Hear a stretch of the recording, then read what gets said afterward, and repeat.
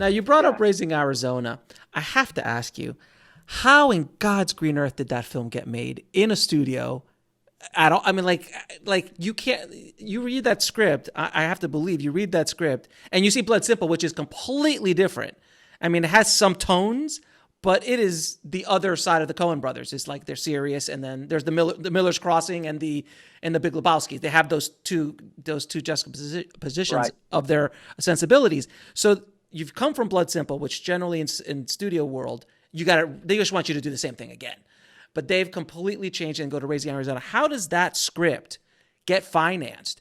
And then how do you explain like how you're going to shoot? It's such a unique piece of art that was made within a studio. Even back then, I mean, now that would never ever in a million years get made. But back then, even how did that even get financed? How did that happen? Well, Fox was a distributor, but Fox was not putting up the money.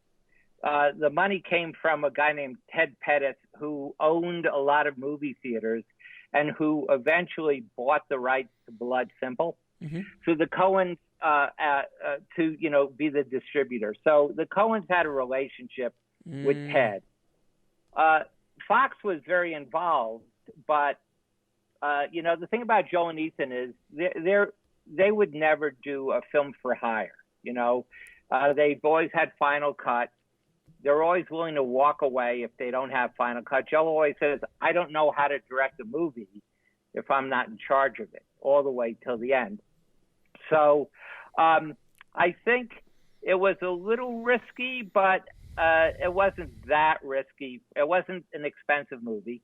Mm-hmm. It's the other reason that Joe and Ethan can have Final Cut is their movies don't cost a lot of money. As I said, I think it might have been $5 million to do Raising Arizona. And so that the downside of that cost is not that much for a studio. Mm-hmm.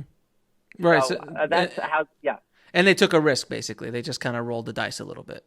Yeah, but it's not that big a risk. If you lose $5 million and you can't even release it for a big studio, it's not that big a deal. Right. Yeah. Exactly.